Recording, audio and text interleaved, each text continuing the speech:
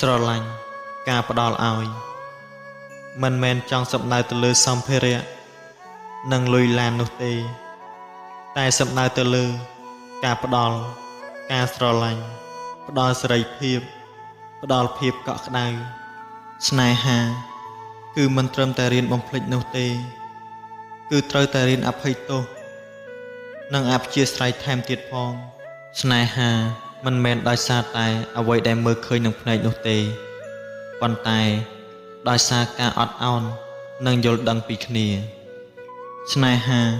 មិនមែនដោយការស្ដាប់ឮតែសម្ដីពីរោះពិសានោះទេប៉ុន្តែគឺដោយសារការធ្វើឲ្យពេញចិត្តស្នេហាមិនមែនដោយសារការបណ្តែតបណ្តោយឲ្យកន្លងផុតទៅនោះទេគឺដោយសារការចេះថែរក្សាគ្នាកុំបោះបង់ចោលបុគ្គលម្នាក់ដែលអ្នកស្រឡាញ់ដើម្បីបុគ្គលម្នាក់ដែលអ្នកចូលចិត្តព្រោះបុគ្គលដែលអ្នកចូលចិត្តគេនឹងបោះបង់ចោលអ្នកដើម្បីបុគ្គលម្នាក់ដែលគេស្រឡាញ់សេចក្តីស្នេហាគឺជារឿងមួយដែលគេមិនអាចនិយាយថាស្ដាយក្រោយបានឡើយនៅទីបញ្ចប់នៃសេចក្តីស្នេហា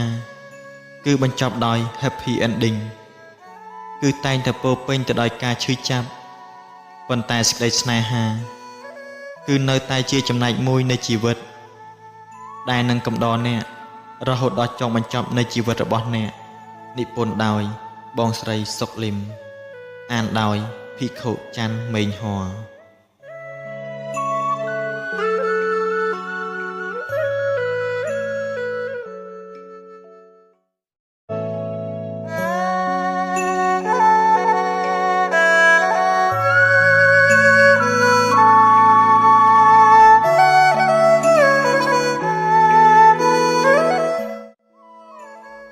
ស្នេហ៍គេតែម្ខាងកូនអើយសេចក្តីស្នេហាគឺគ្មាននរណាអាចបង្ខិតបង្ខំបានឡើយបើចិត្តមិនស្រឡាញ់ហើយទោះបីជាបង្កប់បញ្ជាប្រើអាជ្ញាសិទ្ធិយ៉ាងណាក៏នៅតែមិនអាចស្រឡាញ់បានដដែលតែបើចិត្តស្រឡាញ់ហើយទោះបីជាឮតែសំឡេងមិនទាន់បានឃើញរូបក៏កើតចិត្តស្នេហ៍ទៅលើគ្នាដែរតែអ្វីចង់និយាយក្នុងទីនេះគឺអ្នកដែលស្រឡាញ់គេតែម្ខាងការស្រឡាញ់គេតែម្ខាងនេះគឺប្រៀបបីដូចជាព្រួញដែលបាញ់ទម្លុះបេះដូងឲ្យរងទុក្ខក្រំគ្រាឬក៏ប្រៀបបីដូចជាស្រូវខែប្រាំងដែលអត់ទឹកស្វិតស្រពោនក្រៀមក្រំខ្សោះគ្មានរសជាតិគ្រប់ពេល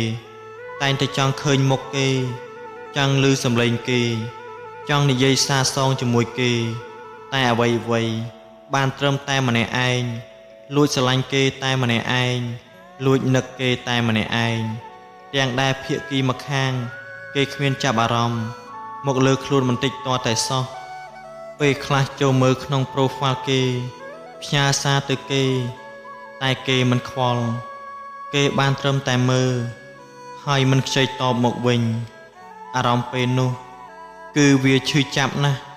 អ្នកដែលស្រឡាញ់គេតែម្ខាងពិតជាគួរឲ្យអាណិតយ៉ាងក្រៃលែងបើសិនជាកូនស្ថិតនៅក្នុងស្ថានភាពបែបនេះត្រូវតែព្យាយាមរើបំរះខ្លួនឯងឲ្យបានកុំឲ្យលងផុងកាន់តែជ្រៅជាងនេះត្រូវគិតសារជាថ្មីប្រើសតិស្មារតីឲ្យរឹងមាំដើម្បីជួយខ្លួនឯងឲ្យផុតពីរណ្ដៅនៃសេចក្តីស្នេហាដែលកើតឡើងតែម្ខាងនេះកូនកុំចោលខ្លួនឯងកុំបៀតបៀនខ្លួនឯងនិងបៀតបៀនអ្នកដទៃព្រោះតែគេមិនស្រឡាញ់តបកុំគិតអ្វីដែលលងងឲ្យសោះយើងស្រឡាញ់គេតែម្ខាងវាទុកខ្លាំងណាស់ទៅហើយកុំបន្ថែមសេចក្តីទុកឲ្យខ្លួនឯងកាន់តែច្រើនជាងនេះទៅទៀតអីណាកូនគេមិនស្រឡាញ់កូនក៏ហីទៅចុះកូនកុំខ្វល់កុំធ្វើឲ្យខ្លួនអស់តម្លៃដែលជាហេតុធ្វើឲ្យគេមើលងាយកូនត្រូវព្យាយាមខ្លួនឯងធ្វើឲ្យបានល្អឲ្យគេមើលឃើញពីគុណតម្លៃរបស់កូនប្រឹងសាងតែអំពើល្អទៅព្រោះសេចក្តីល្អដែលកូនបានសាងវាអាចនឹងយកឈ្នះចិត្តរបស់គេនៅក្នុងថ្ងៃណាមួយមិនខានឡើយតែមិនបានទទួលការស្រឡាញ់តពីគេវិញទេក៏កូនកុំធ្វើបាបខ្លួនឯងត្រូវគិតថាកូននឹងគេមិនមែនជាគូនឹងគ្នាមិនមានឧបនិស្ស័យជាមួយនឹងគ្នាជាប្តីប្រពន្ធទៅចុះ ដូច្នេះកូនក៏មិនចាំបាច់អីត្រូវទៅវង្វេងស្រឡាញ់គេតែម្ខាងនោះទៀតដែរគូងាកចិត្តទៅស្រឡាញ់អ្នកណាដែលគេស្រឡាញ់កូនវិញល្អជាងឬបើមិនមានអ្នកដែលស្រឡាញ់កូនទេកូនត្រូវតែស្រឡាញ់ខ្លួនឯងមើលថែខ្លួនឯងហើយឈប់ដេកកាត់ទុកដោយសារតែអ្នកដទៃត្រូវបង្វែរចិត្តរបស់កូនមកគិតអ្វីដែលល្អថែរក្សាចិត្តឲ្យមានសុខភាពល្អ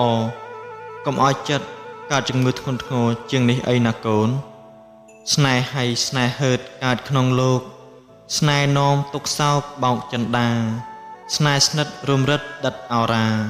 ស្នេហ៍នោមសោកការមិនចេះចប់អត្ថបទវាចាមាសរបស់ម៉ែ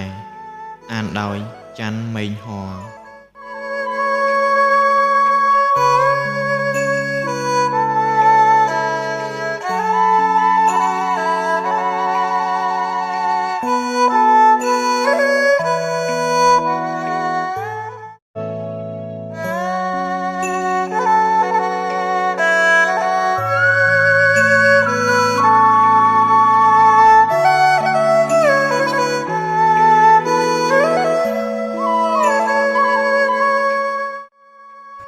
រៀនរស់តាមផ្កាឈូក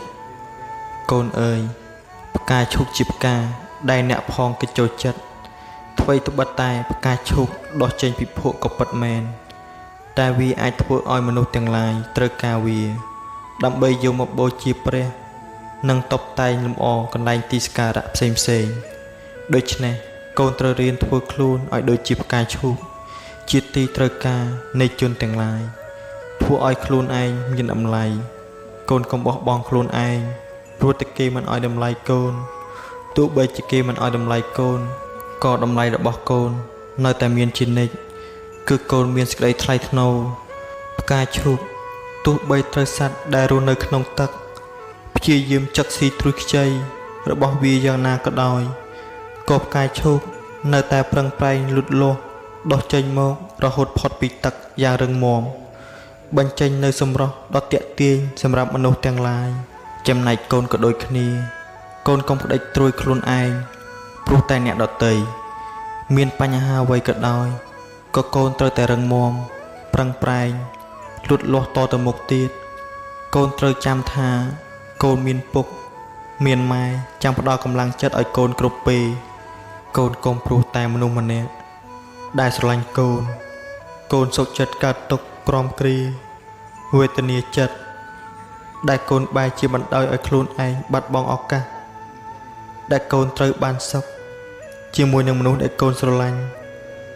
កូនយ៉ាងច្រើនមានឪពុកម្ដាយបងប្អូនជាដើមទៅវិញបើកូនព្រមស្លាប់ដោយការធ្វើអត្តឃាតដើម្បីមនុស្សដែលមិនស្រឡាញ់កូនតើគួរគប្បីនឹងឪពុកម្ដាយដែលខំបីបាច់ថែរក្សាកូនចិញ្ចឹមកូនតាំងពីតូចរហូតដល់ធំទាំងដែលកូនមិនទាន់បានតបស្នងសងគុណគាត់ផងនោះតើការស្លាប់របស់កូនមានតម្លៃដែរឬទេកុំព្រោះតែមនុស្សម្នាក់ដែលមិនស្រឡាញ់កូនសុខចិត្តបោះបង់មនុស្សរាប់សិបនាក់ដែលស្រឡាញ់កូននោះទោះបីអត់ពីមនុស្សម្នាក់នោះក៏កូននៅតែមានខ្យល់អាកាសដកដង្ហើមរឿងអីកូនសុខចិត្តឈប់ដកដង្ហើមព្រោះតែមនុស្សម្នាក់នោះទៅវិញចាប់ផ្ដើមជីវិតថ្មីជាមួយអ្វីដែលថ្មីដែលល្អនិងរស់នៅបន្តធ្វើឲ្យមានសេចក្តីសុខជាមួយនឹងមនុស្សដែលកូនស្រឡាញ់កុំកោះរំលើកសេចក្តីសុខខ្លួនឯងព្រោះតែមនុស្សដែលធ្វើឲ្យកូនឈឺចាប់ហើយក៏កុំកប់ខ្លួនឯងក្នុងអតីតកាលដ៏អាក្រក់តទៅទៀតអីងើបឡើងមកណាកូនហើយលុបមុខឲ្យជ្រះទឹកភ្នែកតែងខ្លួនឲ្យស្អាតរួចឆ្លុះកញ្ចក់មើលមុខខ្លួនឯងបន្ទាប់មកសួរខ្លួនឯងថាតើអញនៅល្ងងដល់ពេលណាទៀតហេតុអ្វីបានជាអញត្រូវឈឺចាប់សម្រក់ទឹកភ្នែកព្រោះតែមនុស្សម្នាក់ដែលមិនបានជាប់សាច់ឈាមអីបន្តិចសោះប្រយោជន៍អីដែលអញត្រូវមកឈឺចាប់ដោយសារតែអ្នកដទៃនោះអញត្រូវតែរស់ដើម្បីបន្តជាមួយមនុស្សដែលអញស្រឡាញ់តទៅមុខទៀតកូនត្រូវចាំថាដរាបណាជីវិតរបស់កូននៅមានដង្ហើមដកកូនត្រូវតែមានសង្ឃឹមដូច្នេះ កូនត្រូវព្យាយាមញញឹមដើម្បីលើកទឹកចិត្តខ្លួនឯងណាកូនអត្ថបទវិចាមាសរបស់ម៉ែ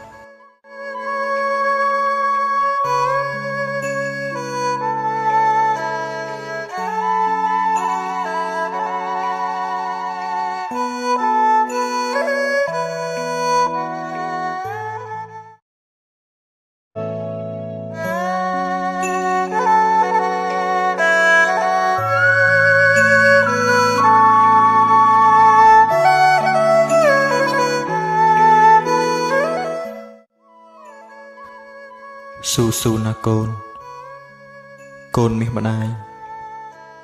ជីវិតកូនលំបាកយូរហើយកូនលំបាកបន្តទៀតក៏គ្មានបញ្ហាអ្វីណាកូនណាព្រោះភាពលំបាកធ្វើឲ្យកូនចេះតស៊ូការតស៊ូធ្វើឲ្យកូនរឹងមាំភាពរឹងមាំគឺជាទីពឹងរបស់ខ្លួនឯងណាកូនកូនត្រូវចាំថាលំបាកពេលនេះគឺដើម្បីស្រណុកនៅពេលក្រោយតស៊ូពេលនេះគឺដើម្បីយកជោគជ័យនៅពេលក្រោយឲ្យតែកូនមានចិត្តអំណត់អត់ធ្មត់តស៊ូព្យាយាមគ្មានឧបសគ្គណាចូលមកជ្រៀតជ្រែកជីវិតកូនបានឡើយការតស៊ូប្រកបដោយឧត្តមគតិគឺជាអាវុធដ៏មុតស្រួចដែលពុះជ្រែកបំបែកថ្មតាន់គឺឧបសគ្គអាចបែកបាក់បានដូច្នេះកូនត្រូវតស៊ូទៅមុខជានិច្ចណាកូនពន្លឺរស្មីនៃជីវិតកំពុងតែរងចាំបំភ្លឺជីវិតកូនហើយកូនត្រូវប្រឹងគឺប្រឹងដើម្បីឆ្ពោះទៅចាប់យកពន្លឺជីវិតនោះឲ្យបានណាកូនកូនអើយម៉ែសុំទោសដែលម៉ែគ្មានលទ្ធភាពគ្រប់គ្រាន់ជួយជីវិតកូនកុំឲ្យលំបាកម៉ែមានតែពាក្យណែនាំប្រាប់កូនឲ្យចេះតស៊ូក្នុងការសិក្សារៀនសូត្រឬតស៊ូក្នុងការធ្វើការងារគ្រប់យ៉ាងដើម្បីជីវិតកូនបានល្អប្រសើរតែប៉ុណ្ណោះទោះជាស្ថិតក្នុងកលៈទេសៈណាមួយក៏ដោយកូនត្រូវតែខំប្រឹងប្រែងខាំមាត់សង្កត់ចិត្តយកឈ្នះសេចក្តីលំបាកនោះឲ្យបានណាកូនកូនត្រូវសម្លឹងឲ្យបានឆ្ងាយដើរឆ្ពោះទៅកាន់យកគោលដៅដែលកូនចង់ទៅហើយដំណើរមួយជំហានរបស់កូនត្រូវតែប្រកបដោយគំនិតដែលចេះគិតច្បាស់លាស់ព្រោះជីវិតនេះនៅវែងឆ្ងាយទៀតណាស់ណាកូនបើកូនគិតសើរដំណើរជីវិតរបស់កូននឹងជួបឧបសគ្គមិនខានតែទោះយ៉ាងណាម៉ែមានតែពាក្យថាស៊ូណាកូន4យ៉ាងនាំឲ្យដំណើរជីវិតកូនបានដល់គោលដៅឆន្ទៈពេញចិត្តនឹងធ្វើដំណើរវិរិយៈព្យាយាមដើរទៅមុខចិត្តៈយកចិត្តទុកដាក់ក្នុងការពេលធ្វើដំណើរវិមង្សាគិតតេះរិះពិចារណាដោយបញ្ញាស្មារតីក្នុងផ្លូវដែលខ្លួនកំពុងតែដើរថាដើរផ្លូវខុសឬផ្លូវត្រូវកូនកុំស្ដាយក្រោយពេលដែលកូនដើរផ្លូវខុសកូនត្រូវបន្តដំណើរទៅមុខដោយរីករាយកូនកុំស្ដាយក្រោយរឿងអតីតកាលតែកូនត្រូវព្យាយាមធ្វើបច្ចុប្បន្ននេះឲ្យបានល្អដើម្បីបន្តដំណើរទៅអនាគតដ៏ភ្លឺស្វាងរបស់កូនក្នុងឆ្នាំងគឺមានបាយក្នុងកាយគឺមានបេះដូងហើយក្នុងបេះដូងគឺត្រូវតែមានពាក្យថាតស៊ូ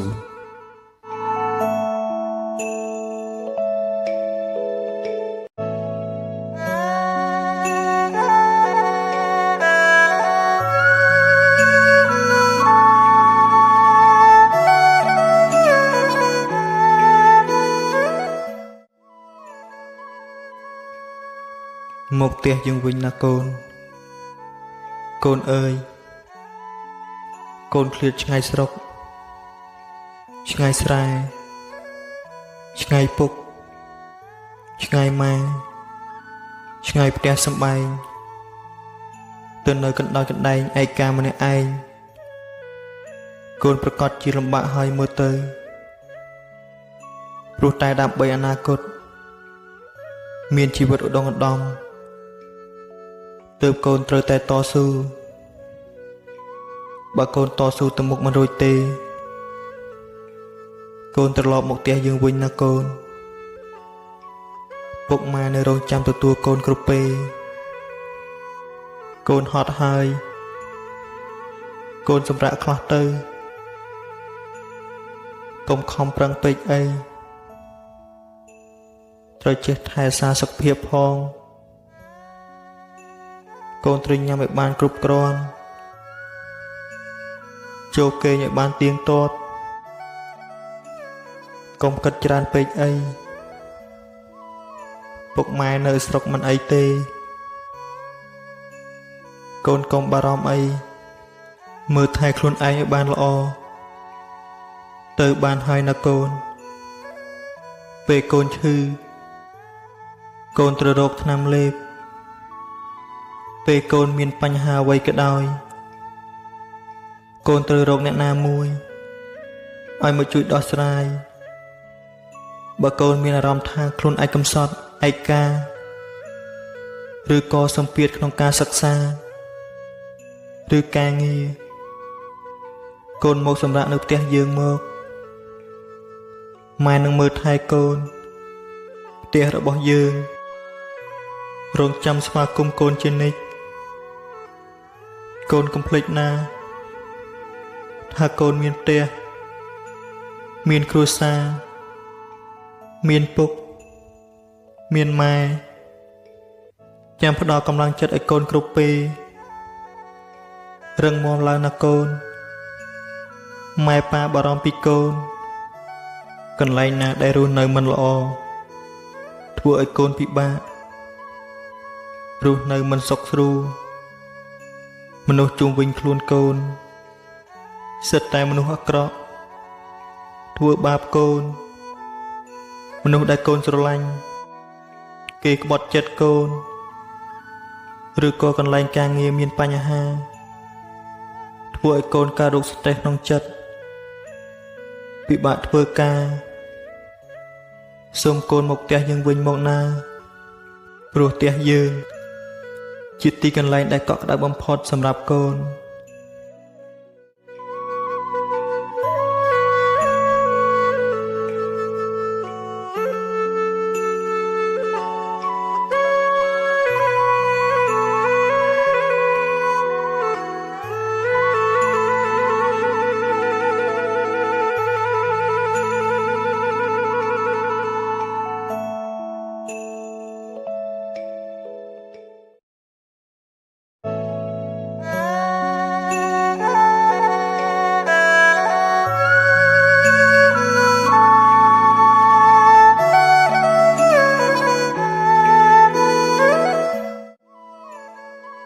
ងើបឡើងណាកូន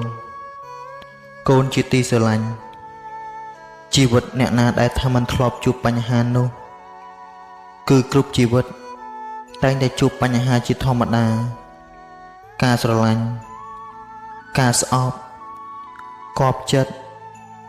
ទាស់ចិត្តសុខនិងទុក្ខសុទ្ធតែមាននៅក្នុងជីវិតនេះទាំងអស់កូនតែងតែគិតថាកូនទុក្ខណាស់កូនលំបាកណាស់តែមានមនុស្សជាច្រើនមានសេចក្តីទុក្ខលំបាកខ្លាំងជាងកូនទៅទៀតមិនមែនមានទុក្ខតែកូនម្នាក់ឯងនោះទេរៀនទទួលស្គាល់ការពិតកុំរវល់តែដេកកើតទុក្ខងើបឡើងមកណាកូនយើងធ្វើដំណើរទៅមុខទៀតកុំព្រោះតែសេចក្តីទុក្ខបន្តិចបន្តួចធ្វើឲ្យកូនឈប់ដើរទៅមុខនោះតើពេលណាទើបកូនដើរដល់គោលដៅពេលណាទើបកូនបានសុខកូនធំហើយត្រូវរឹងមាំឡើងកុំអាងយំអាងទឹកភ្នែកអាងដេកកើតទុក្ខវាមិនមែនជាដំណោះស្រាយល្អទេណាកូន